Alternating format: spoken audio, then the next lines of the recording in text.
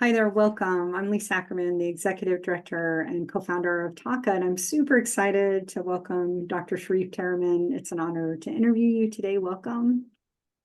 Thank you for having me. Thank you.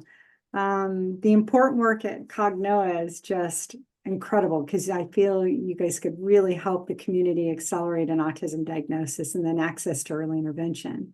And early intervention, I know and I firmly believe in access to medical care can greatly improve the outcomes of children with an autism diagnosis. And our why continues to be 1 in 36 US children have an autism diagnosis. Here in the state of California, it's 1 in 22 4-year-olds. That's a 317% increase in prevalence since 2000. So our why is pretty strong. And so I'll go ahead and introduce both Cognoa and Dr. Sharief Taraman. First, Cognoa. Cognoa innovates solutions for healthy children and development. They build breakthrough products like Canvas DX, the first and only FDA-approved for autism diagnostics for children's age 1 to 5 to 6 years, using responsible AI to empower doctors to quickly, accurately, and fairly diagnose children with developmental risks without bias. And Dr. Taraman, you've got a great bio, but I'll do a Cliff Notes version.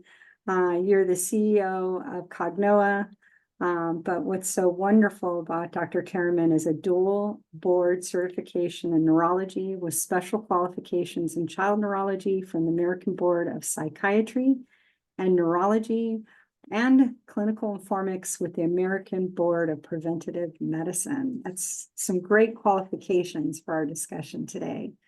Thank you, Lisa. Thank you. And why we're here today is that I'm worried about two issues facing the autism community. Both involve waitlists, one in diagnostics and one for services. Your work at Cognoa is so important. Hopefully we'll solve one so we can get on to solving two.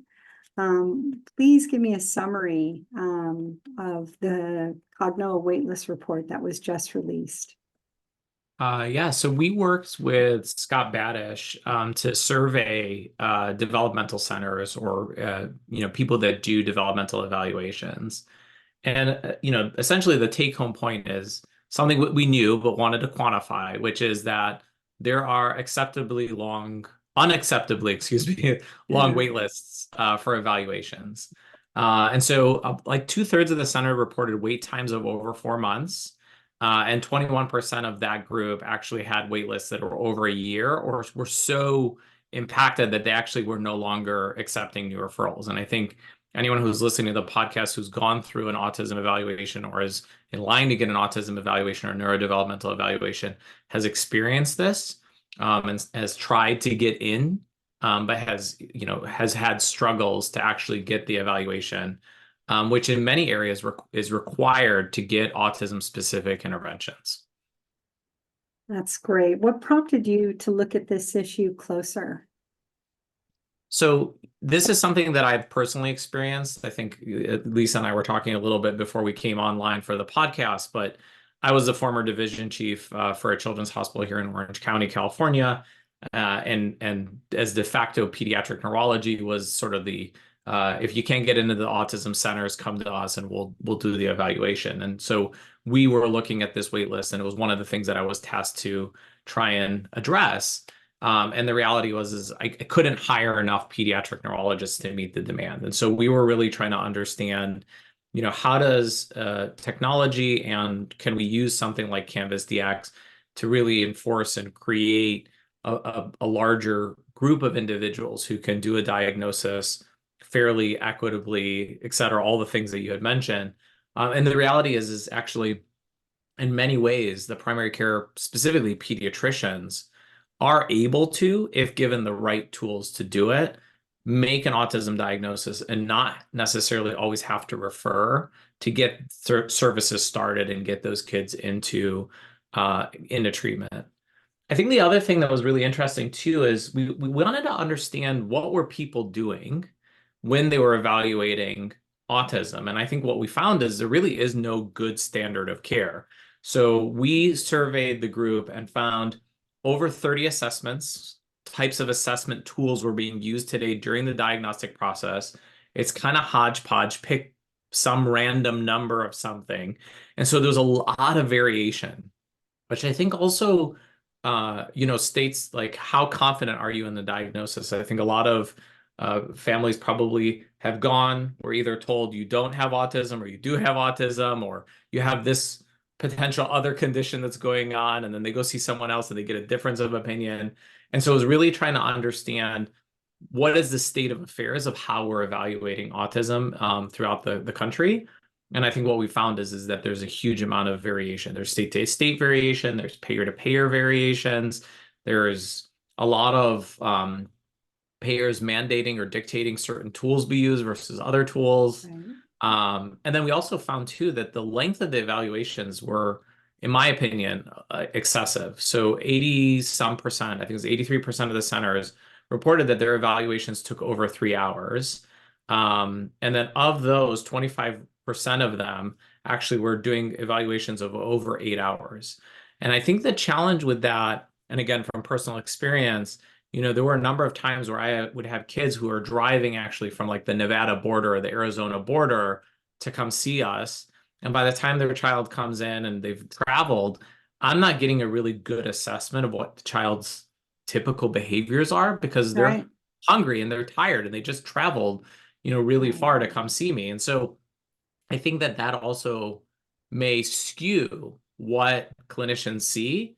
And I think the parents who are on listening can probably also identify, like sometimes you go in and you see the doctor and you're like trying to tell them something, and they're not seeing what you're seeing at home. And Yeah. that can be a really, really frustrating. Yeah, agreed. Same. Either my kid would not perform or perform overly in the doctor's office. So yeah, Exactly. But never this is the importance of having, and so one of the things that we built in with Canvas DX is having naturalistic observations, which is essentially the parents provide us with home videos. That's the kind of the concept. Obviously, they don't have to be home videos. They could be videos at the park or whatever, but Right. the parents providing us with typical videos of their child's behaviors and how they interact in their development so that we can get a real understanding of what's going on with that child. Yeah, especially outside the doctor's office, which isn't the most natural setting for a lot of Absolutely. kids. So Absolutely. that's important. Thank you. What are some of the waitlist trends you've seen in the last 5 years? So we didn't look at that specifically in the study, but what I can tell you is we have seen some trends which are, I think, increasingly of concern. And I think one of them is actually reimbursement barriers Hmm. to have healthcare, which really are, I think, exacerbating health inequalities that we see. So, for example, of the centers surveyed, 44% of them didn't take Medicaid at all. So, and then some of them actually only 65% accepted commercial insurance. So you've got a lot of cash-based practices set up where parents, are being sort of, I think, a little bit of a predatory type situation where you can get in they're not taking Medicaid. You can only get in from our commercial insurance perspective. And oh, by the way, you have to wait. So if you want to skip the line, come pay cash and Right. we'll do it for you. And so we have some of that kind of behavior happening out there in the world.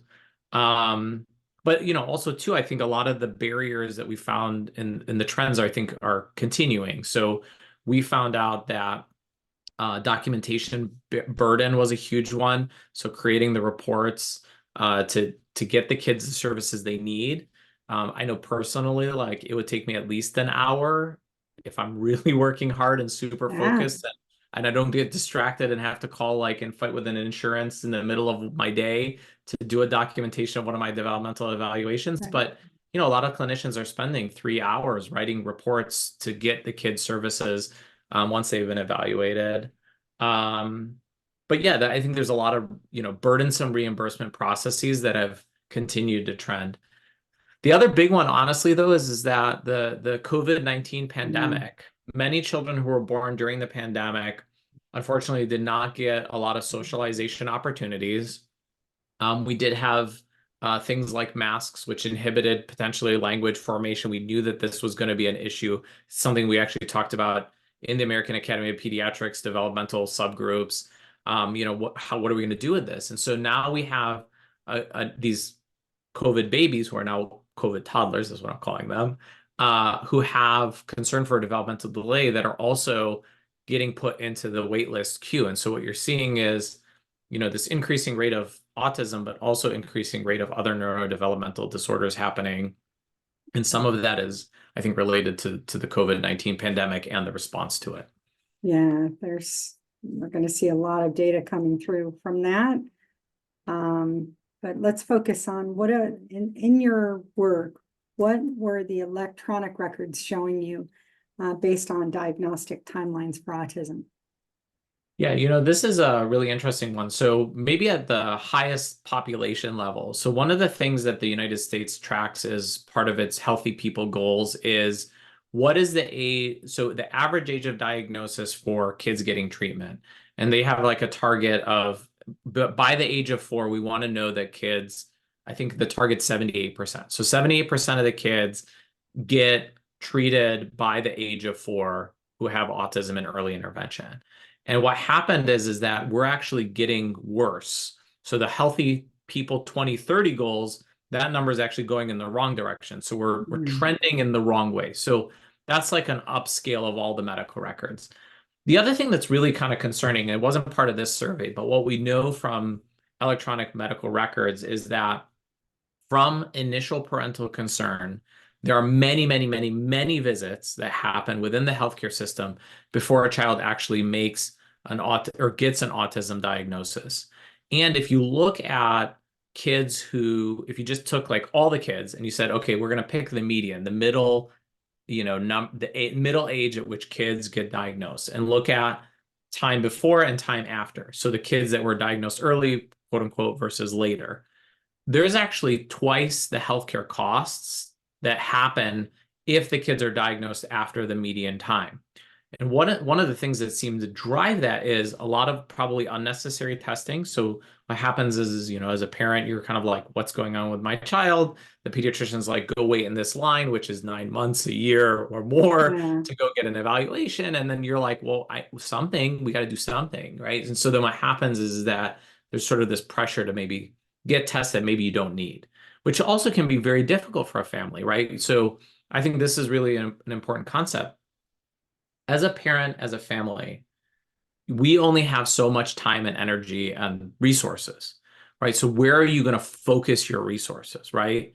You want to make sure that the thing that you're doing gives you the highest rate of return. So if somebody's ordering a test you don't need, that's time you have to take off work. That's time that you have to try and help your neurodevelopmentally delayed child get in a car and travel somewhere and get a test.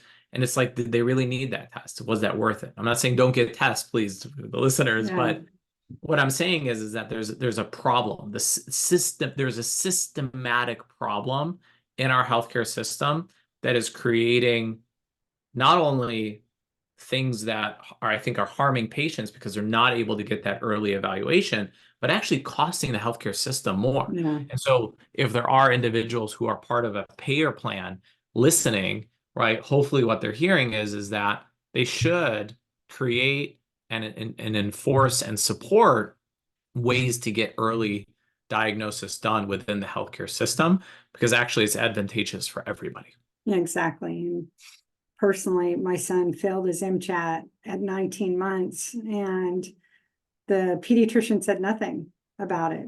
And I was so shocked that there was something wrong, but I knew there was something wrong.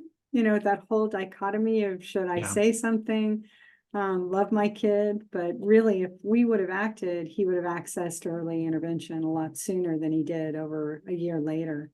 So I think if we could use tools like what Cognoa has and MCHAT, what's the worst case scenario? I mean, really, truly, what is the downside of early intervention? Is there any downside?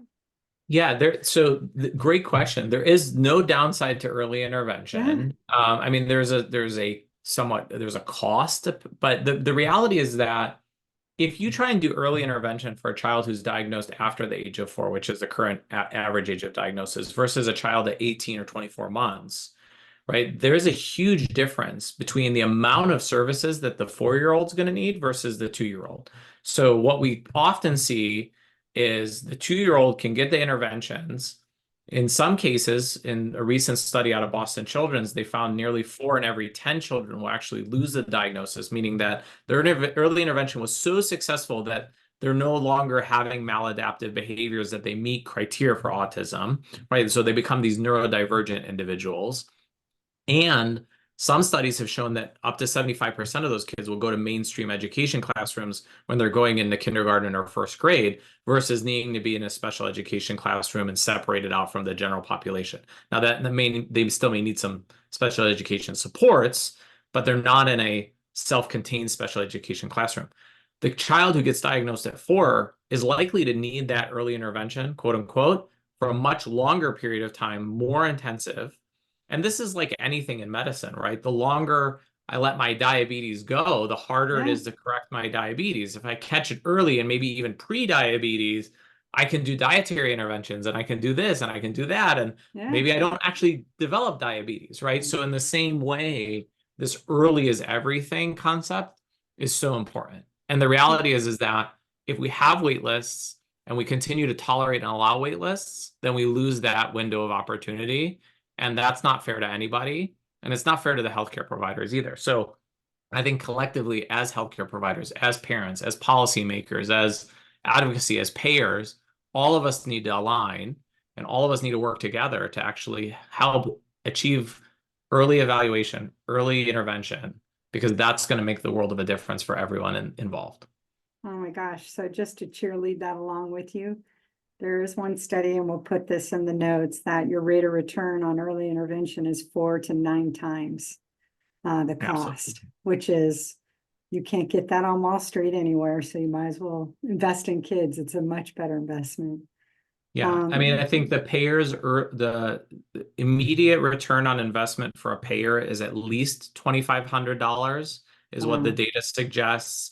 We know over the lifetime of the child, so at a state level, so we're in California, you and I, the state will probably save around $2.5 million per child over the lifetime of the child for every child that gets the early intervention versus the kids who don't. And those are conservative numbers, right? So if I was a state policymaker, right? Yeah, I don't know, Gavin Newsom, if you're listening, right? Like you this should is an be. important topic, right? Because guess Mm-hmm. what? What did we just say? 1 in 36 nationwide, but 1 in 22 in California? 1 in 22 4-year-olds. Yeah. I mean, Yeah. that's a huge number of children that need help. And if we invest in this, which is not a high cost investment, right? The return on investment, both immediate and long term, is huge.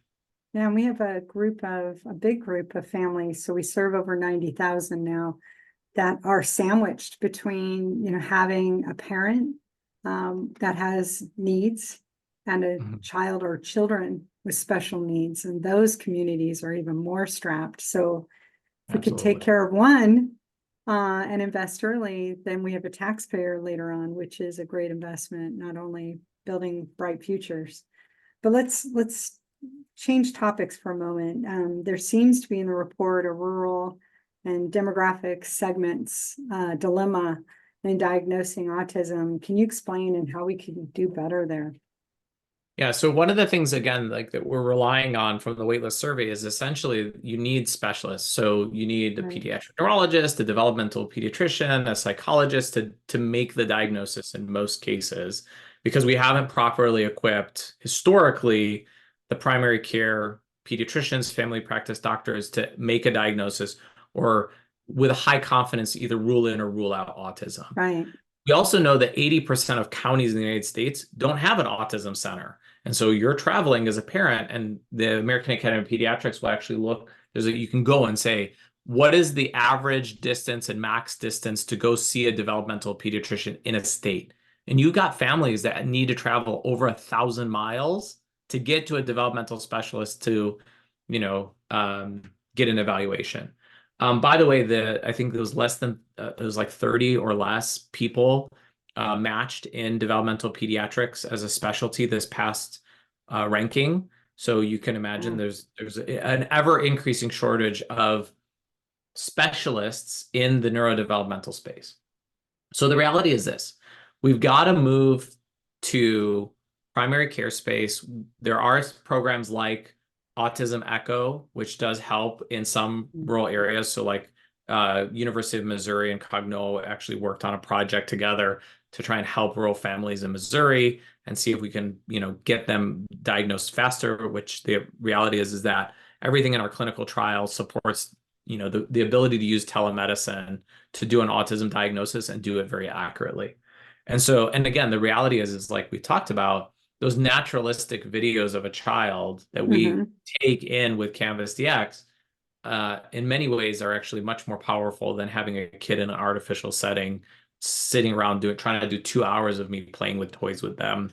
Like that, some kids just that's not how they operate. Right. So I think what we saw from the waitlist surveys is that, yes, there is a dilemma, right? We've got this concentration of specialists more in big cities. So if you live in the desert or you live in a rural community or you just live away from a major city, it's kind of hard to get in to see a specialist. And so the wait times actually increase over that.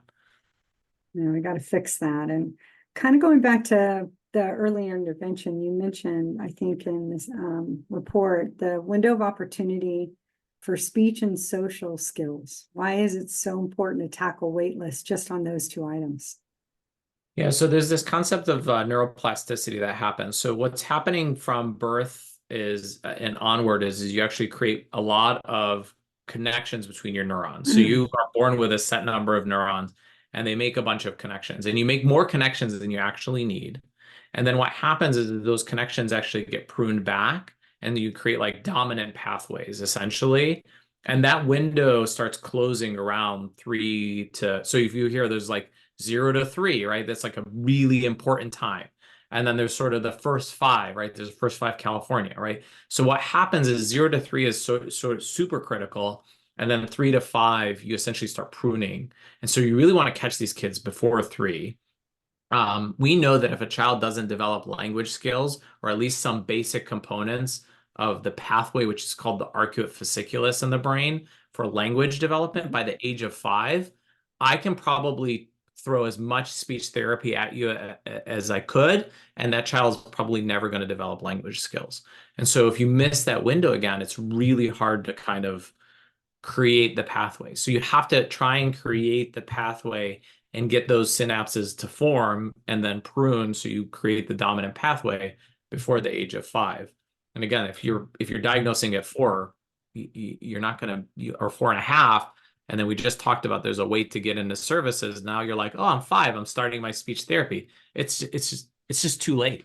I mean, it's too late, but it's too late. It shouldn't happen. The kids should be identified at 18 months. That's when we can start diagnosing autism reliably. And my goal, honestly, would be the average age of diagnosis in the United States should be 24 to 36 months. That's where we really should be. For parents listening, my son stopped talking for 15 months and didn't reliably speak until after age 7. So never say never. The oldest one we ever got to talk was 27. So yeah, so never say never, but yeah, your odds are more in your favor if you Exactly, get right. into early intervention. Hence why we're talking early intervention. And there's another study that talked about why only 39% of pediatricians refer for an autism assessment when we know we can accurately diagnose before the age of 2. Do you have any thoughts on that? Yeah, I think that the biggest problem is that the screeners are they miss a lot of kids and then they falsely identify a lot of kids. And so if you have a screener that's not really super accurate as a pediatrician or primary care doctor, you do it, but you like kind of ignore it. So I've heard a lot of pediatricians anchor on maybe like a different diagnosis, like, oh, this is isolated speech delay, and they're not thinking autism. They're thinking that they failed the autism screener because they have another condition like isolated speech delay. And actually, I've had experiences where I've helped identify kids who were labeled that who actually had autism. I think the other one is that we've never had an autism diagnostic until Canvas DX came out and went through the FDA that was actually created for primary care clinicians or physicians or specialists, or just primary care to actually make a diagnosis of autism, right? So we purposely designed it to try and fit within the workflow and give a high degree of accuracy of an autism diagnosis with a primary care physician using it, not necessarily a specialist. And I think we were super successful in doing that, as highlighted in our clinical trials. So our negative predictive value for autism, which means if somebody runs Canvas DX and they get a negative result, that negative result's right 96% of the time. And that's really important, especially for females, for minoritized individuals like our Black community, our Hispanic community. Right. Oftentimes they get missed and they're misdiagnosed and they don't get a diagnosis, on average until much, much later. So Yeah. 7+ years old.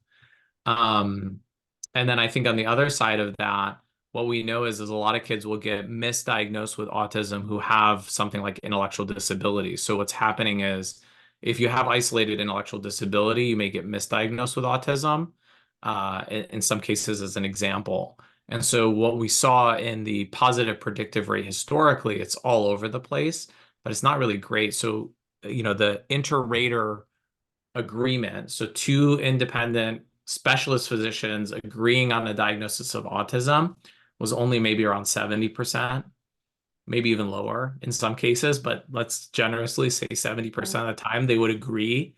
And so our diagnostics at 88% positive predictive value. So when you get a positive result, you're at least 88% sure that this is a autism diagnosis. That was in the clinical study. In the real world, we're actually seeing higher rates closer to like 95%. Well, again, TACA doesn't produce studies, perform studies on our families. We rarely hear a family saying that they were falsely diagnosed with autism. It's often delayed in diagnostics. And I think if we could give pediatricians a strong tool and reinforce that early intervention makes a big difference, that could be a very positive outcome. Working with some pediatricians, I've heard why were they hesitant on diagnostics? They felt autism was a game over diagnosis. And to me, it's such a game on diagnosis. If we could game on and go faster, I think I'd love to hear every pediatrician or have every pediatrician hear that it's definitely beneficial to diagnose, and there's no downside, I think, for having early access to care. No downside.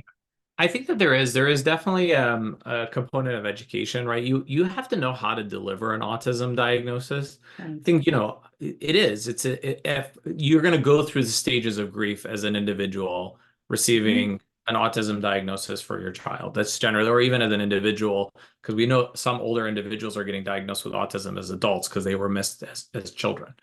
But I think it's really important to your point, Lisa, is that understanding and knowing is the most important first step, because Yeah. you can't really do anything until you understand what's going Right. on with your child.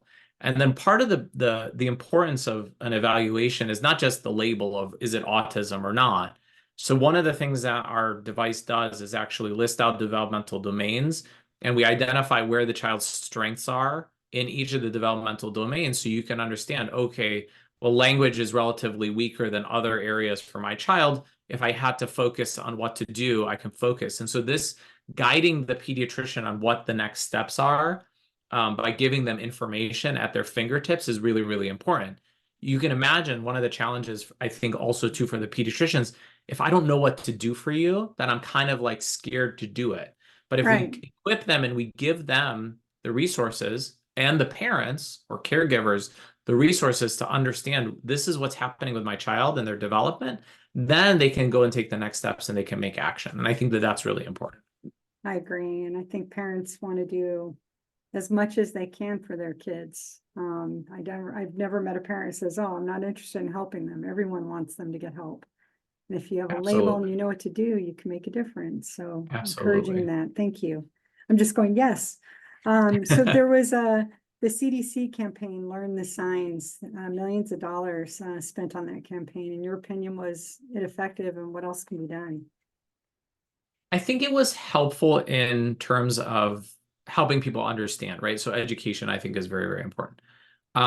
Obviously it's not enough, right? Because we just heard, right, like that I just told you our 2030 goals are going in the wrong direction, and Serving you 2020 the goals, right? So a good effort.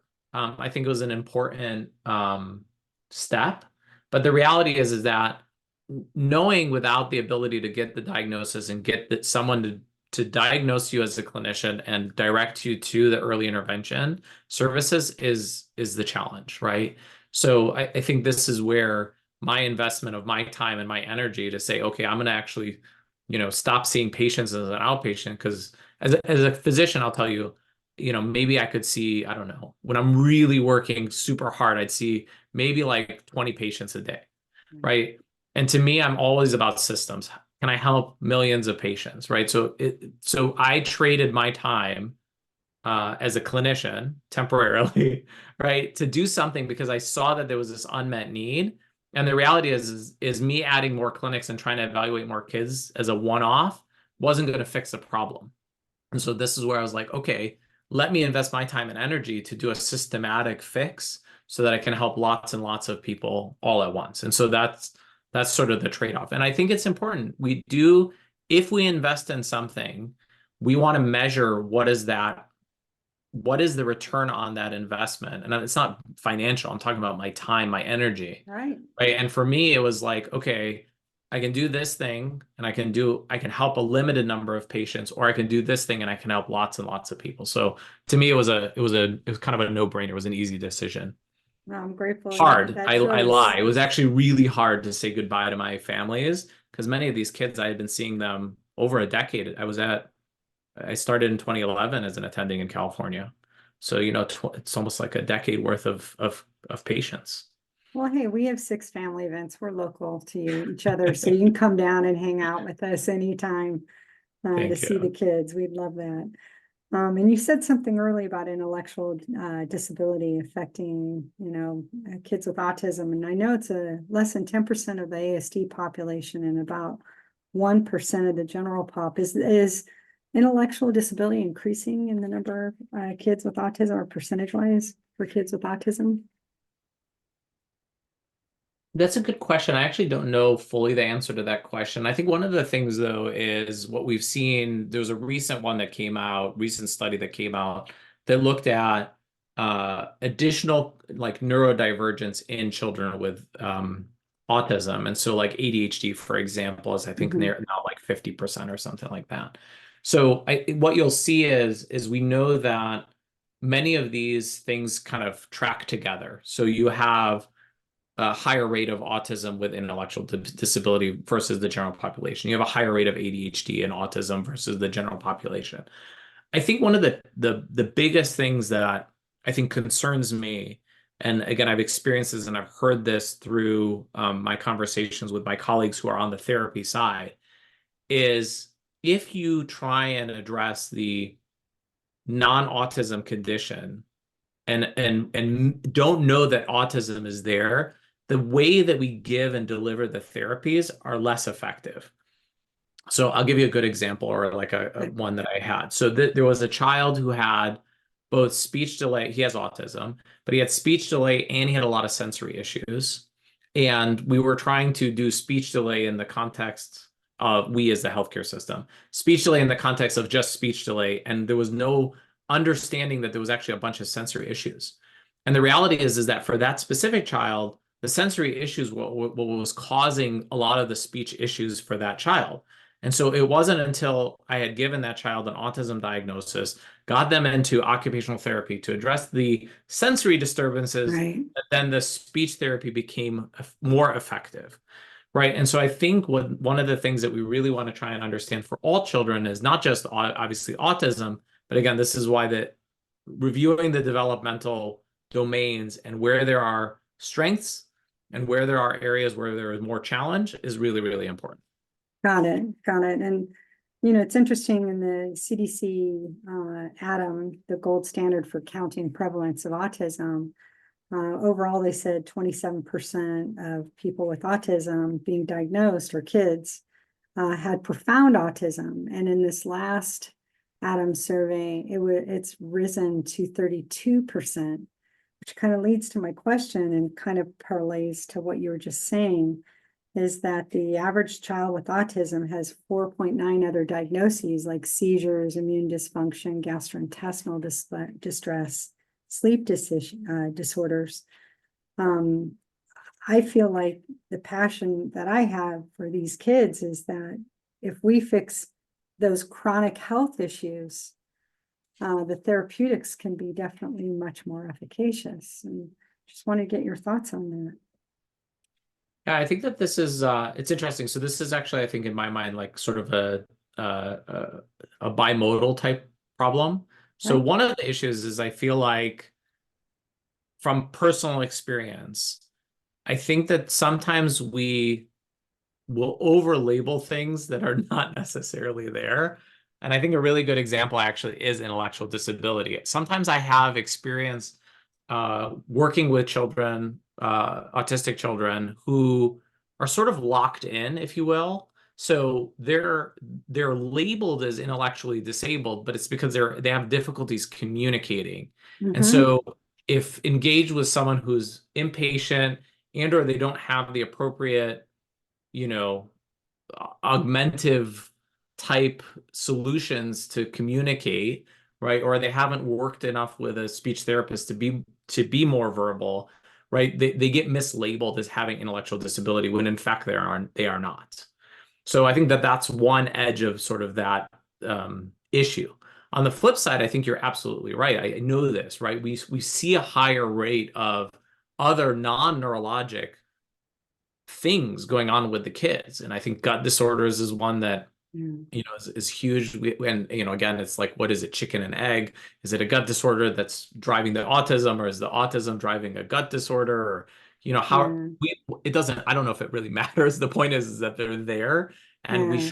shouldn't be Address blind it. to it. And we have to Yeah. address it, right? Yeah. Absolutely. Well, and sometimes families have shared that the intellectual disability, they get the label because they're giving verbal acuity tests to a nonverbal child. I hate to say, but I wonder who's intellectually disabled. Is it the assessor or the child? Sometimes you got to use the right tool. Yeah, But I agree. And then it's also quantifying intellectual disabilities has a lot of challenges, to be very frank with yes, you, it does. especially with very young nonverbal children. Yeah, So the younger the child is, and if the individual is nonverbal, assessing if the presence or absence of intellectual disabilities there is really challenging, even as a specialist. right, Um, so, I think. But what I don't want to do is I don't want to downplay the presence of other non-neurologic conditions. And so, we do know, for example, like, the epilepsy is a neurologic condition, but we know there's a high rate of epilepsy in children who yeah, have autism, for example. And so being aware and making sure that parents, so when I give an autism diagnosis, I say, hey, look, if your child has episodes where they're staring off, or they wake up and you just notice that they've bit their tongue, right? Those are things that raise my radar and suspicion that your child might be having seizures that sometimes right, are actually really really subtle, and we don't know that it's happening if we're not looking. So I think it's about watching and making sure that they understand as parents, like, hey, look, gut dysfunction, or even if, like, you have a patient who has really restrictive eating habits, you have to be careful. They may develop a nutritional deficiency, and we've mm-hmm, seen that, which leads to hospitalization. And again, the thing that actually makes all of that worse is that they're not able to get an right, evaluation, and then these things tend to get worse. So if you have a child who has, let's say, really restrictive eating, and you address that when they're 18, 24 months, yeah, it's less likely to be a problem than if you figured out that it's an issue by the time they're 5 or 6. Like, they've been doing it for 3 years. It's really hard to change that behavior. yeah. My son had a severe zinc deficiency, so super picky. Used to throw up when I ate a salad sitting next to him. So yeah, there are simple things Sounds that like we can my do. younger daughter. Sounds Yeah, disgusting, yeah. man. But I almost want to just dive into ID, intellectual disability and epilepsy, but really want to go back to why we started this chat. Maybe we'll come back and ask you more questions in those areas because all I want to do is get kids the right therapeutics and the right medical intervention. They can really become their futures could be so bright. So I really want to push on that. But let's go back. What are your future waitlist goals and how do we get there together? My hope is, and I think that this is a real one. It's not a fake one, right? It's not an aspirational one. It can happen, is that there are no wait lists. There should be no wait to get a diagnosis. And part of the work that's been done actually is supported by the American Academy of Pediatrics. I think as mentioned, well, maybe not mentioned, but I was a former chapter president for Orange County. I'm actually very involved with the national group as well. And there was a resolution that was adopted this year, which supports the primary care pediatrician diagnosis of autism. I think what we need to do collectively as a group, again, is work together to push on the policy level, to push on the payer level to accept that and get those kids into services. The FDA has been super supportive, right? They just, I mean, in the end of 2021, Canvas DX was the first FDA authorized diagnostic for autism from the FDA. So we have now an FDA authorized diagnostic for autism. It can be used in primary care, right? So the reality is that this wait list by next year, right? I'd love to be able to say we've cut it in half. And I don't know, realistically, like 3 to 5 years, there should be no wait list. Because the reality is that we can do this. We can do this in primary care.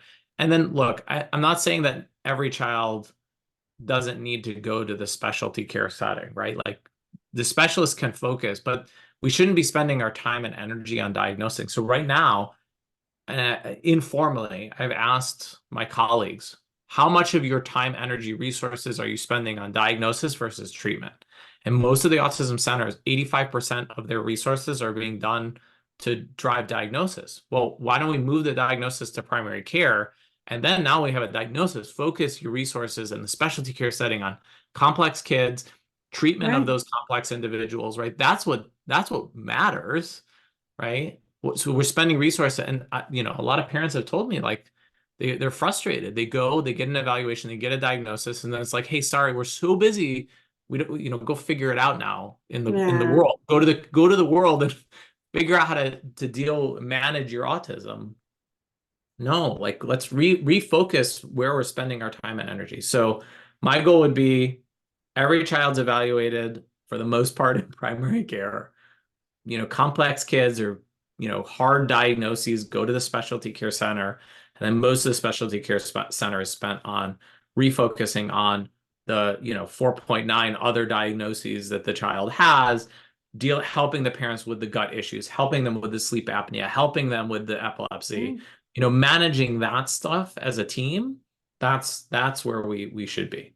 Oh, I would love that. And maybe it's opening up to SLPs, the speech and language pathologists and pediatricians, because they're the front line, both of them. That would be great. And TACA does have an autism workbook for newly diagnosed and can get people access to therapeutics and care. So we give those out for free. So I'll make sure you get one too, Dr. Taraman. But yeah, such an important discussion. I could probably ask 50 more follow-up questions, and really appreciate your time. I know we've got a limited set of time in front of us. So just real quickly, my last question is, what else about Cognoa is happening next that you can share with us? We are very excited that we're starting to get medical policy adoption. So medical plans are accepting Canvas DX and paying for Canvas DX for families as part of their insurance benefits. So that's a plus. And we've seen, major payers coming to the table. So we're in active conversations with them. And then I mentioned to Lisa a little bit before we came on, we have breakthrough status on a therapeutic that works on socialization for children with autism. So we are continuing to develop that and work towards that. And again, I think it's all about how do we support and help all families who have concerns about developmental delay from initial identification, monitoring, tracking, and treatment along the way. So that's what we're trying to do at Cognoa. I love it. I love knowing that you're out there helping us tackle and get people access to early care and interventions and medical treatment. Thank you. And thank you so much for your Lisa, time. for having you. And thank you for all the work that you do at TACA. We appreciate your work too. Oh, I love the kids. Would love to go out of business for the right reasons. But until then, we got work to do. But thank you again for your time. Thank you.